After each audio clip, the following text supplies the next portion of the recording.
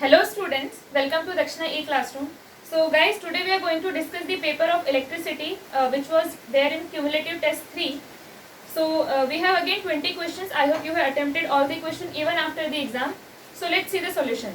The first question is, good conductors have many loosely bound A है atoms, B molecules, C protons, D electrons. So obviously बात है कि जो good conductors हैं उसमें पहली चीज current flow easily हो पाता है because of the there are loosely bound electrons. So answer will be D option, electrons. Question number 2. How many electrons constitute a current of 1 microampere? So 1 microampere current means 1 microampere मतलब 10 to the power minus 6 ampere. So यहाँ पे हमसे पूछा है कि how many electron constitute a current of 1 microampere? So 1 microampere means 10 to the power minus 6 coulomb per second.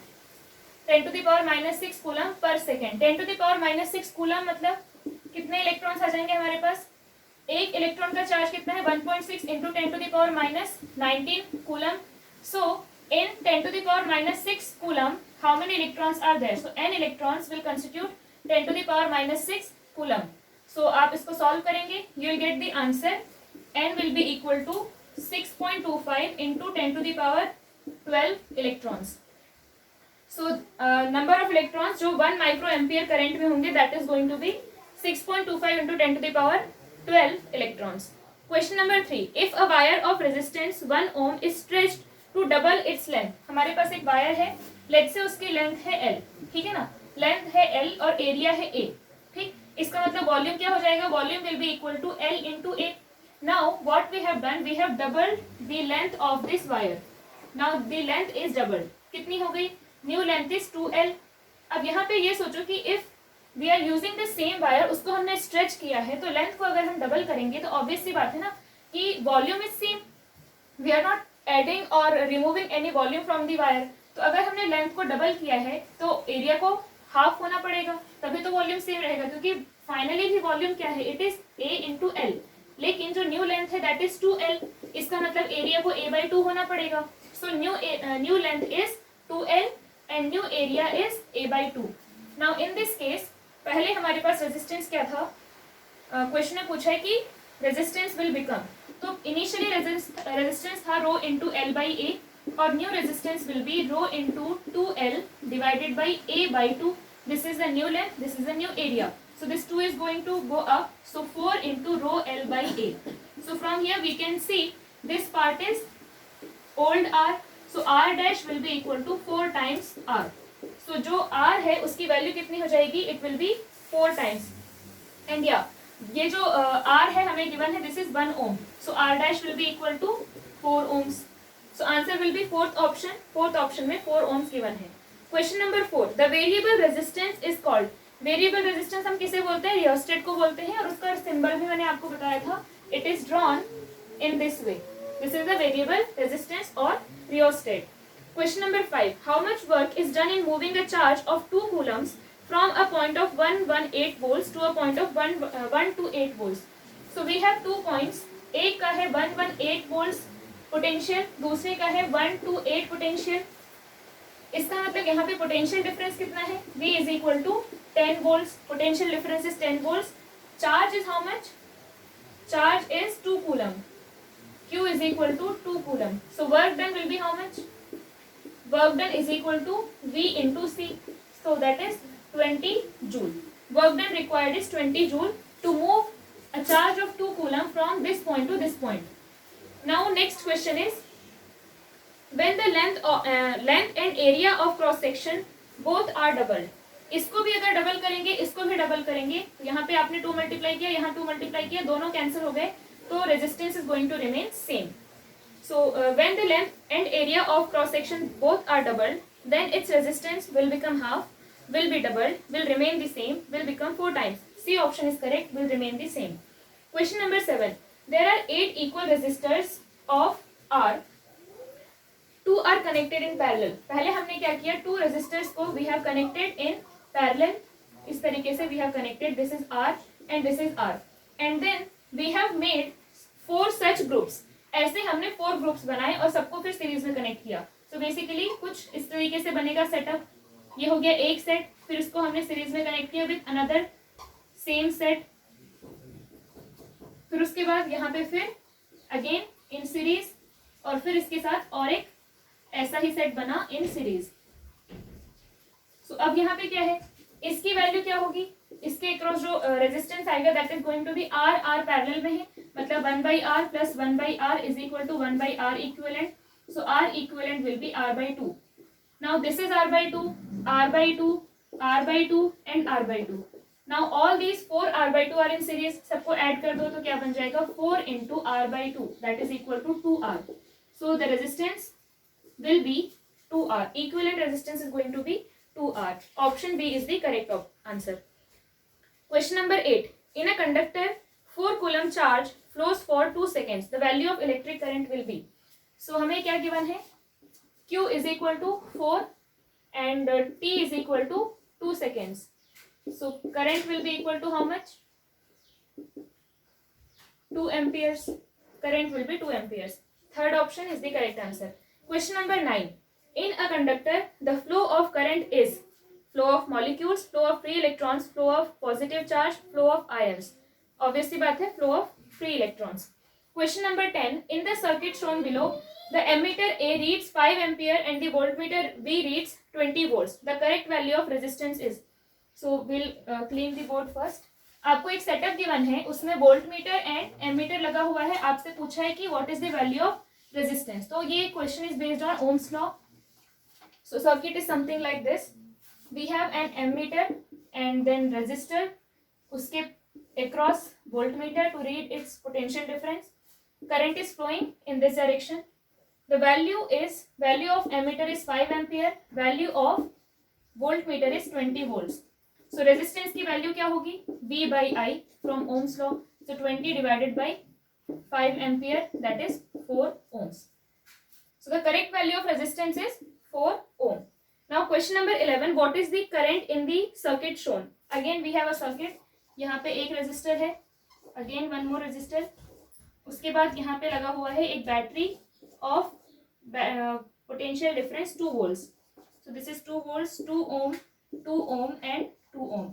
अब यहाँ पे आप देख सकते हो कि दिस इज इन सीरीज, ये पूरा का पूरा जो ब्रांच है, this resistance and this resistance are in series, तो सम कितना आ जाएगा, इसको हम लोग रिप्लेस कर सकते हैं with another resistance of value 4 ohm. Now this 4 ohm and 2 ohm, these two are in parallel, इनके इसका और इसके जो एंड्स हैं those are connected. So 4 and 2 इनका रेजिस्टेंस रिजल्टेंट क्या आ जाएगा, so 1/4 plus 1/2 is equal to 1/r equivalent. So we will have, यहाँ पे आ गया 2, this is 4, so R equivalent will be 4/3. So 4/3 is the R equivalent. Now we have to find out the current. So now you can replace this with equivalent resistance 4/3 ohms and current will be कितना आएगा, so I is equal to V by R, V is 2 divided by R is 4/3.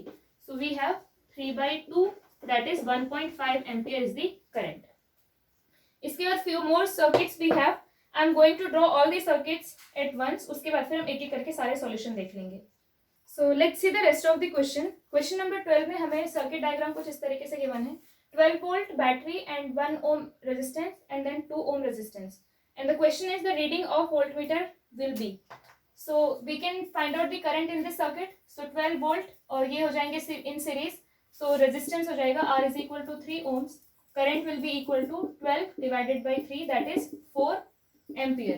अब 4 ampere current जो है यहाँ पे flow हो रहा है in this direction, ठीक है ना, 4 ampere current.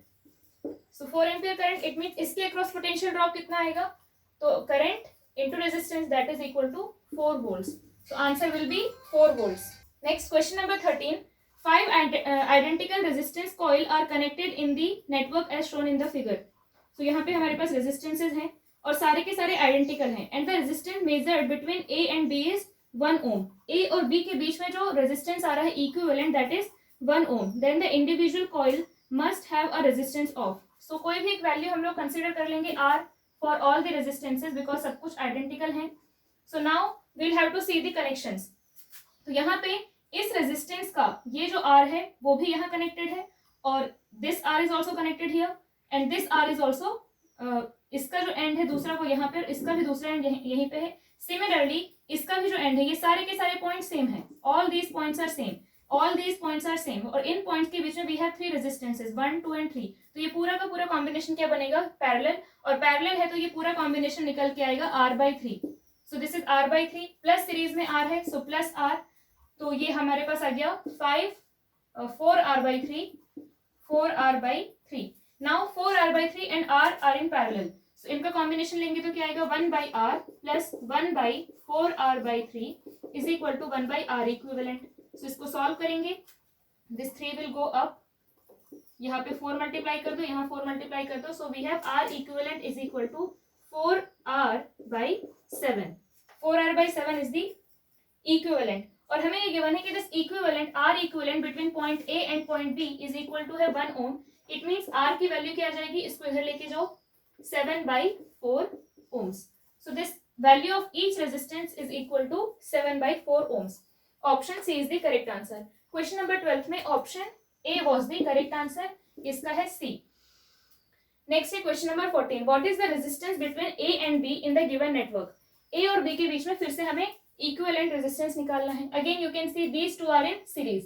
Series में है तो इनका combination क्या निकल के आएगा, 2 ohms.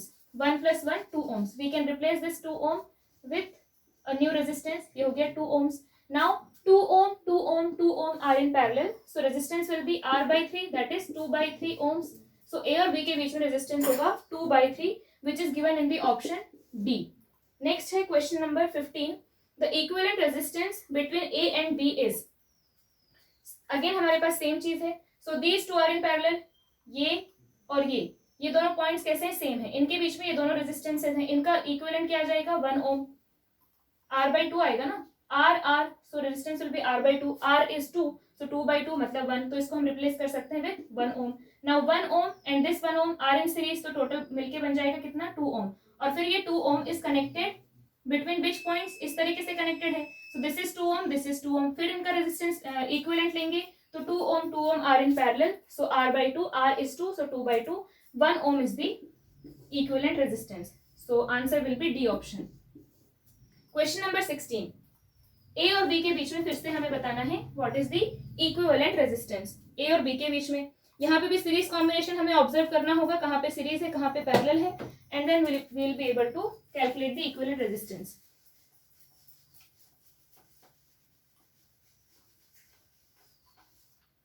So let's see. तो यहाँ से हम लोग देख रहे हैं कि ये जो पॉइंट है, एक पॉइंट ये हो गया, ये पूरा का पूरा पॉइंट ए कहलाएगा। नाउ ए से ये 1 ओम एंड देन ये 1 ओम डायरेक्टली जाकर के यहाँ अटैच हुआ है, इट मीन्स ये पूरा का पूरा कैसा है, सीरीज में है, तो सीरीज में है इट मीन्स सम करके हम लोग इसको डायरेक्टली यहाँ से एक से रिप्लेस कर सकते हैं, कितना हो जाएगा 1 + 1 2। नाउ दीज टू, ये रेजिस्टेंस और ये रेजिस्टेंस, ये कैसे हैं, पैरेलल में कनेक्टेड है, तो 2 और 2 का पैरेलल कॉम्बिनेशन क्या बन के आएगा 1, 2 और 2 का पैरेलल कॉम्बिनेशन क्या बन के आएगा 1, सो दिस इज अगेन 1 ओम, फिर 1 ओम एंड देन अगेन 1 ओम, ये और ये फिर से क्या बन जाएंगे 2, तो इस पूरे को रिप्लेस कर सकते हैं हम 2 ओम से क्योंकि सीरीज में कनेक्टेड है, सो ये बन गया 2 ओम, फिर this 2 ohm and this 2 ohm, again these two are in parallel, so parallel होगा सेम है तो r/2 आ जाएगा, r यहाँ पे 2 है तो कॉम्बिनेशन क्या निकल के आएगा again 1 ohm, so this is also 1 ohm, फिर ये 1 ohm and this 1 ohm are in series, तो ये बन गया 2 ओम, फिर ये 2 ओम बनेगा, this complete is 2 ohm and this is 2 ohm, क्या बन जाएगा अगेन 1 ओम, फिर 1 ohm and this 1 ohm are again in series, तो चलो करके देख लेते हैं। So this is 1 ohm series combination, ये बन गया 2 ओम्स, इसको कनेक्ट कर दिया डायरेक्टली यहाँ पे। Now these two are in parallel, और फिर उसके साथ ये भी उसके साथ ओके ये सीरीज में है, तो these two are in parallel, ये दोनों के दोनों दिस 2 ओम यहाँ कनेक्टेड है और फिर वही यहाँ पे कनेक्टेड है, सो इनका कॉम्बिनेशन अगेन पैरेलल कॉम्बिनेशन क्या बनेगा again 1 ohm, so here we have 1 ohm. Now this 1 ohm and this 1 ohm is in series, तो ये क्या बन जाएंगे again 2 ohm, और फिर ये पूरा का पूरा कॉम्बिनेशन 2 ohm बनेगा। Now this 2 ohm and this 2 ohm ये बन जाएगा 1 ohm, so A और B के बीच में जो equivalent resistance आ रहा है that is 1 ohm, and this is given in the option A. 1 ohm is the answer and option A is the correct one. Question number 17. What is the resistance between A and B? फिर से A और B के बीच में resistance निकालना है, these two are in series, तो क्या बन जाएंगे 4 ohm, we can replace this with single resistance 4 ohm. Now 4 ohm and 2 ohm क्या बनेगा कॉम्बिनेशन 4/3 मैंने आपको बताया था कि R/n+1 हम कर सकते हैं. इसको अगर मैंने R लिखा तो इसको what I can write R/2, है ना. ये 4 है तो ये 2 है. It mean if this is R, this is R/2. तो इसका कॉम्बिनेशन क्या बन के आता है R/n+1 where n is this. या फिर आप directly 1/R1 + 1/R2 is equal to 1/R equivalent करोगे, उससे भी आएगा.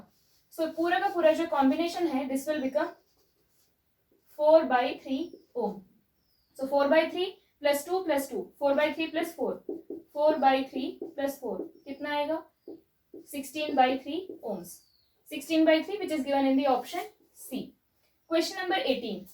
यहाँ पे आपसे पूछा है कि जो पॉइंट्स A एंड B हैं इनके बीच में क्या पोटेंशियल डिफरेंस होगा.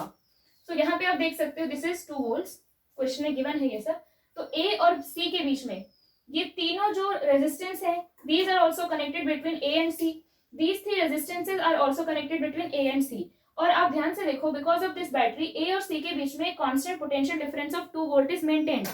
अब अगर हम बात करें वही इन रेजिस्टेंसेज के बारे में तो this 2 ohm is getting distributed among these 3 resistances. तो अब अगर तीनों इक्वल हैं तो उनके अक्रॉस पोटेंशियल ड्रॉप भी इक्वल होगा. सो इसके अक्रॉस 2/3, इसके अक्रॉस 2/3, इसके अक्रॉस 2/3, राइट. अब हमें इस पॉइंट से इस पॉइंट पे जाना है. तो इस पॉइंट से जब इस पॉइंट पे जाएंगे तो इनके अक्रॉस जो पोटेंशियल ड्रॉप है वो दिखाई देगा.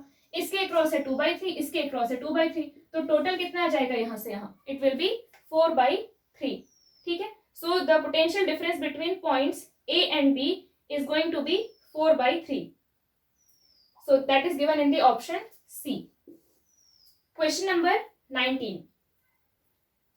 यहाँ पे आपको एक 2 volt की बैटरी गिवन है 30 ohm, 30 ohm and 30 ohm. Again these two are in series. तो 30 + 30 हमारे पास आ जाएगा यहाँ पे 60. We can replace this with another resistance of 60 ohm and we can remove these branches. Now 60 and 30 इनका रेजिस्टेंस इक्विवेलेंट रेजिस्टेंस निकालोगे आप 1/R + 1/R1 + 1/R2 is equal to 1/R equivalent से. तो आपको वैल्यू मिलेगी R is equal to 20 ohms. R is equal to 20 ohm. या फिर आप कैसे कर सकते हो अगर आप इसको R लिखते हो तो दिस विल बी R/2. ये 60 है ये 30. It means if this is R this is R/2. तो n यहाँ पे क्या है 2 है. तो इक्विवेलेंट क्या आएगा R/n+1 मतलब 60/2 + 1 दैट इज 3. तो क्या निकल के आया 20 ohms. Now you have a battery उसके साथ क्या कनेक्टेड है 20 ohm का रेजिस्टेंस. तो current in the circuit will be how much. Current will be 2 volt divided by 20 ohm that is 1/10 amperes. The resistance current will be 1/10 amperes which is given in the option C. इसके बाद last question है इसका diagram and draw. Here we have point X and one resistance of value 10 ohm.